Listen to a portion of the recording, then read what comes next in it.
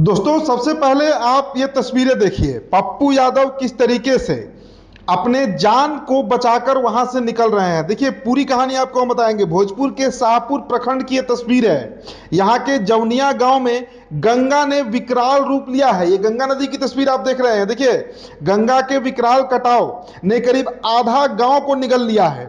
फिर भी सरकार है या प्रशासन है, उनको इससे कोई मतलब नहीं है। सब के सब मौन बैठे हैं, मानो यहाँ की जनता को ये मरने के लिए छोड़ दिए हैं।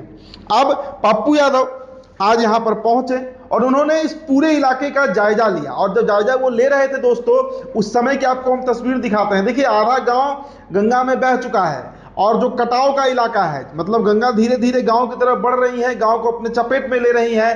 और पप्पू यादव यहाँ पर पहुंचे थे। पप्पू यादव आओ देखिए ना ताओ, और उतर गए कि नजदीक जाकर जो कटाव है गंगा का उसे देखेंगे। और वहां जब पहुंचते हैं तो जो भीड़ है, पूरे गांव की भीड़ वहां पर जुट गई थी। और इस क्रम में पप्पू यादव आनन फानन में अपनी जान को बचाते हुए वहां से निकले। हालांकि देखिए उनके सिक्योरिटी में लोग वहां पर मौजूद थे, जो उन्हें सरकारी सुरक्षा मिली हुई है, और उन्होंने ही उन्हें वहां से बचाकर निकाला है।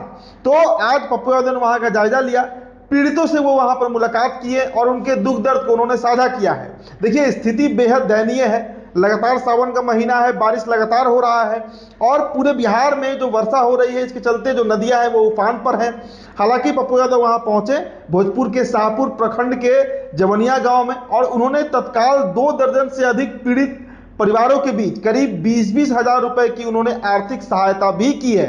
इसके साथ ही साथ जो खाने पीने का सामान होता है और जो जरूरी सामग्री होता है, उसका भी उन्होंने वहां पर वितरण किया है। अब देखिए संकट की घड़ी में कोई नेता बिहार में अगर सबसे आगे कहीं पर दिखता है तो पप्पू यादव ही है। अब देखिए पप्पू यादव के पास जो भीड़ लगी हुई है, करीब दर्जनों परिवार को वहां पर उन्होंने 20-20 हजार रुपए की आर्थिक मदद की है, खाने पीने का सामान उपलब्ध कराया है। और पप्पू यादव ने कहा है कि उनका स्पष्ट मानना है कि अवैध खनन ने नदी की धारा को मोड़ दी है, जिससे पूरे गांव की बर्बादी हुई है। वो सरकार से कटाव के पीड़ितों को 5-5 लाख रुपए मुआवजा, 3 महीने का राशन और राहत शिविर की मांग करते हैं। कटाव के मकानों की क्षति के साथ 400 एकड़ से अधिक में लगी फसलों की तबाही भी जो हुई है, वो भी चिंताजनक है। पप्पू यादव ने कहा है कि अगर सरकार मौन रही तो हम स्वयं 3 महीने तक राहत शिविर चलवाएंगे और जरूरत पड़ी तो जन आंदोलन का नेतृत्व करेंगे। यह लड़ाई जाति या राजनीति की नहीं, मानवता की लड़ाई है।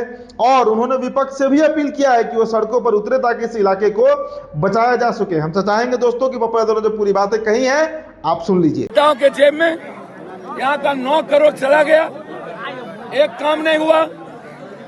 बालू माफियाओं ने बालू निकालता रहा और सबकी जिंदगी तबाह कर दिया। बताइए गांव को, ये जो हमारे बींद है, गांव को जिंदगी बेकार कर दिया सभी ने। उनको बताइए अभी ये रो रहे अभी इधर आने दीजिए।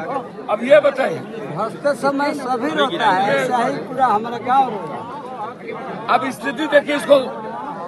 इन्होंने घर को अब सोचिए ना क्या बीतता होगा इसके बच्चों पर। सांसद महोदय जो यहाँ के स्थानीय विधायक हैं और राजद से हैं, वो एक विशेष जाति पर टारगेट करते हुए बोला है कि ये ब्राह्मणों के कारण यहाँ का जो घर है वो विलीन हुआ है, लेकिन उनको विशेष बाढ़ में आना चाहिए। मैं आपको बता दूं, ये कोई जाति के कारण नहीं होता है, ये माफिया, बालू माफिया, शराब माफिया के कारण होता है।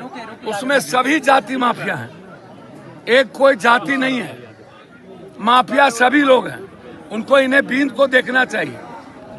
मैं इतना कहूंगा सबसे, जिम्मेदारी तो निभाई, सरकार से लड़े, विपक्ष को इस गांव को बचाने के लिए यहाँ धरना देना चाहिए, बंद करना चाहिए। उनके द्वारा मदद करना चाहिए था, वो एक बयान देकर और भड़का रहे हैं। नहीं, मैं कोई बयान, आज मैं उस पर कोई बात नहीं। आज मैं मदद करने आया हूँ।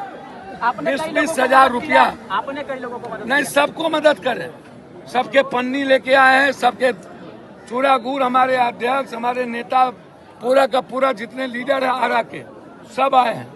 पप्पू यादव जो है दोस्तों, वो भोजपुर के शाहपुर प्रखंड में पहुंचे हैं। वहां का जवनिया गांव देखिए, हालांकि वो तो ब्राह्मण बहुल इलाका है, लेकिन इस वक्त जात पात से अधिक महत्व ये रखता है कि गंगा के तट पर बसा ये गांव बालू खनन के चलते पूरी तरह बर्बाद हो गया। बालू खनन के चलते गंगा का रुख मुड़ गया, गंगा का जो नेचुरल फ्लो था उससे गंगा अब इधर उधर बह रही है, और यही कारण है कि गांव की तरफ जो कटाव का इलाका है वहां पर गंगा आई और गंगा इस पूरे गांव को अपने चपेट में ले ली है।